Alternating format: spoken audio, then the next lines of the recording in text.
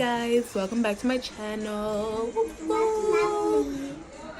So let's jump right into why you clicked on this video. Season 2 of The Block is out. Like, it literally just came out on the 28th. People been watching it since the 28th, according to me, because my time zone, it was still the 28th, and then they officially came on the 29th. So I've watched the first 3 episodes, and let's just say I was in love with the show since the first episode of the first season. So we were left on a big cliffhanger. Olivia and Ruby got shot at Olivia's quinceañera due to Oscar not shooting Latrell because some game crap, blah blah blah. Caesar didn't want him in the game, but he, pretty much had no choice. But he didn't kill him, and that led to him coming to retaliate and shooting up the quinceañera, which got Ruby and Olivia shot. So they left us thinking they both were dead, or at least Ruby was dying. And let me tell you, so many people did not want Ruby to die, me included. I was like, if Ruby died, I'm never going to watch the show again. And I think that's why they kept him alive, because they knew Ruby's death is the death of the show. We is not going to be as into it as we were, because I love all the 4 of their dynamics. So we come back and they, pan. They already showed us in the trailer the nice song, and Olivia's dead. Now, I don't want to feel bad and say that I'm not as sad. I feel bad for Ruby, but I'm not sad because I rather it had been her than him, and I just feel bad even saying that. I don't want to wish death on nobody, but still it was like, not my Ruby. And it's just so sad to me because I teared up because it's like he just got the girl. He spent the whole season trying to get the girl, telling her, I'm maybe the love of your life, this and this and that. And when he finally get her, they're torn apart. So in the first episode, everyone was getting ready. It is New Year's Eve. Jamal hasn't told anyone about the money that he found, the Roller World money. And Caesar and Monse are, still together, and they're getting ready to go to Ruby's house because Ruby made it and he finally came home from the hospital. He wasn't able to go to Olivia's funeral, which is sad too. He didn't get a proper goodbye, and his arm is hurt. He has a bullet wound, and you could feel the pain in this episode, but we're still like jumping for joy. Caesar got kicked out from his brother because he didn't complete the mission. We're basically calling it a mission. He didn't complete the mission of killing Latrell. So his brother kicked him out, and he's basically homeless. And Monse's been trying to do whatever she can to keep him from being homeless, being the good girlfriend that good girlfriends do. But they're still so young. But, if it's my boyfriend, I'm trying to do everything I can too. I don't want you to be homeless. So I understand. What else? Oscar. Caesar, I don't know where I keep saying Oscar from. Caesar wanted to go to Ruby's little party, little New Year's evening, because that's what they always do. And his mom opened the door, awkward, and he just felt so sorry, he just really wished it didn't happen. And the mom basically was like don't feel sad, you just can't come in though.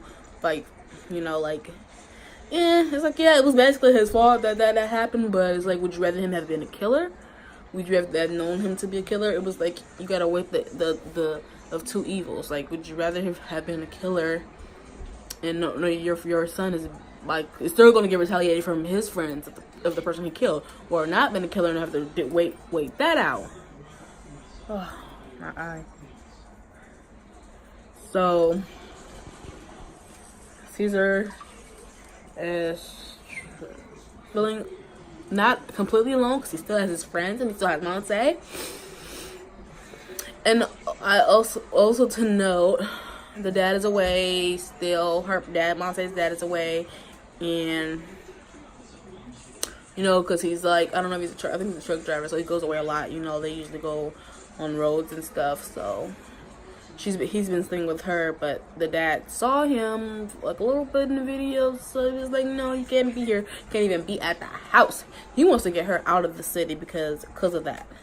And I don't blame him. You gotta Protect your kids at all costs. But also, Ruby's brother Mario came back. I think that's his name. And might I say, very freaking funny because he got a white girl pregnant, and I thought it was hilarious adding her into the mix because I just couldn't stop dying when she started talking. Because you could see how it was like, she was like not culturally appropriate.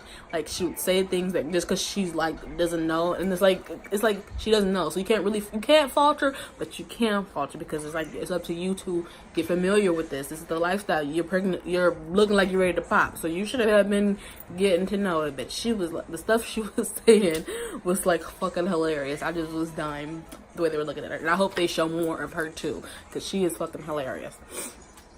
So Jamal finally told him that, he found the money. And when he finally told him, he lost the money. And because what happened?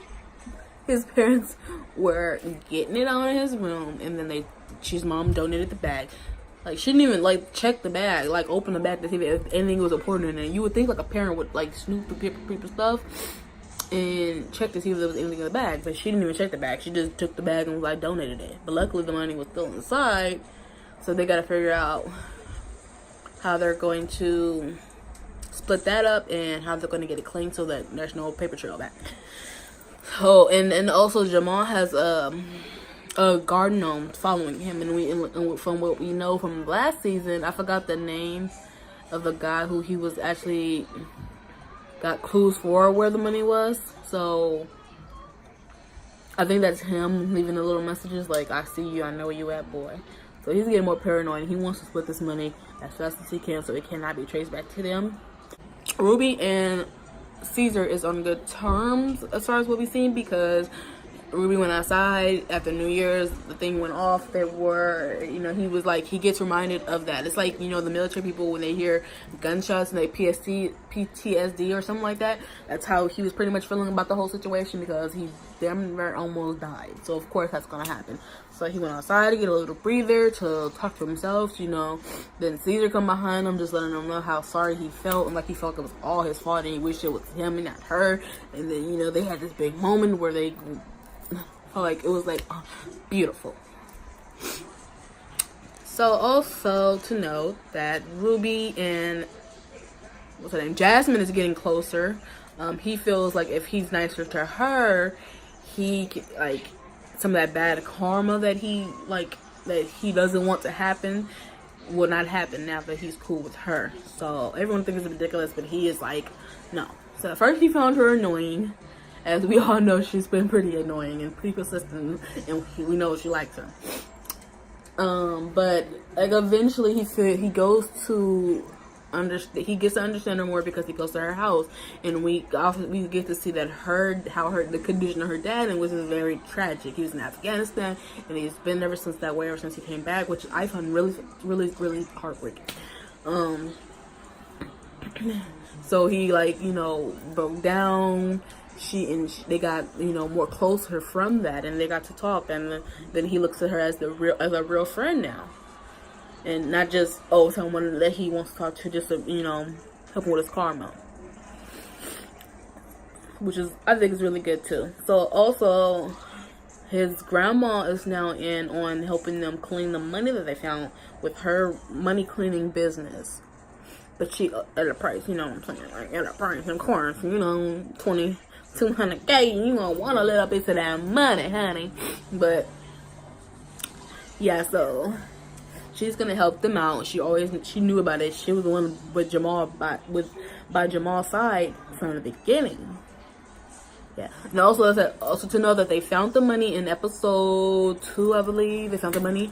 It was donated in the thingy, and then the police came, and then again he did not open the bag either to check what was inside the bag. You would think these grown-ups would be opening bags and checking what's inside, but they're not doing none of that. So they got him to leave, and they got the money back. So now they're just trying to figure out how they're going to do this and do it quick, because Jamal's getting a little paranoid. And another thing is, we were left with Monse's mom, she figured out that that was her daughter because she saw that her dad was calling her. So she's like, that's my long lost daughter. So she told her, still playing along to, she told her to that, sorry. So she was telling her about, about, I guess, a job, about a new book she wanted to open. She wanted to, her take on the matter, I guess, in a way. So she was like, they met up, and she was asking her questions about her life. And she's like, oh, you're not even writing any down. She's like, yeah, but I just really like enjoying knowing about your life, you know, knowing about you. Ooh. And so I thought that was a cute moment too. And it was like, she was like telling her, like, you know, mom been gone for so long in my life that it didn't even hurt me. It hurt my dad more than it hurt me, because I mean, she was never there. So it's like, how you gonna feel sad about someone you don't even know? And that's like truth. That's like how most kids feel about that one significant parent who leaves them at a very young age. And it's like, it hurts deep down inside. I think it hurts deep down inside, because I know how that feels personally. But it's like, you're not gonna, it does affect you, but it's not affecting you. It did shape you, how you are, how you look at people, and how you're gonna, you know, have interactions with people. So and I know that very personally, because that's how I am with, that's how I feel about my dad. But that's another video for another day. So yeah, she was telling her about the mom situation, and then she was like, basically she came out like, yeah, I'm your mama. She didn't say it like that, but she was like, yeah, that something about the name. I forgot her name that quick, but she was like, yeah, that's the way that we named you. And it was like, they left episode 3, left all about that, like, she told her, like, what is going to happen next? And I'm here for it. I'm here for it. I'm like, yes, this is one show that I was waiting for months. I'm like, please come out with a season 2. They cannot leave us like that without giving us a season 2. I need a season 3. I need a season 4. So I'm gonna give this show a 10 out of 10, honey. This gets a 10 out of 10, because I was very interested in season 1 from beginning to end. I was very interested in the first 3 episodes, because I've already know the characters. So even though, like, you know, you got character build up, they did it so well in season 1 that it wasn't even boring. It was like really good. Like, it kept you really interested, it kept you laughing. The characters are very likable, some are very not likable, like Caesar's brother, but like he also has a backstory too as to why the way he is and why he does the thing he does. And I just loved it. Like, it's a 10 out of 10. And I recommend it to everyone that I talk to, everyone I get in contact. I'll be like, did you watch On My Block? Did you watch On My Block? You gotta watch On My Block. I deserve to get sponsored. How many times I done tell people to watch it, because I really like this show and I thought it was really, really good. If you don't watch the show, I recommend you to watch it too. And then let me know. Let's discuss. Because I can discuss about that show all night if you like. So yeah, that's my take on the show. That's my review. That's my recap. That's all of that mixed mumbo gumbo in the pot. And that show is wonderful. And stay tuned with me so we can continue to talk about the rest of the season as we go along. Okay, you guys? You hear that? Okay, you guys?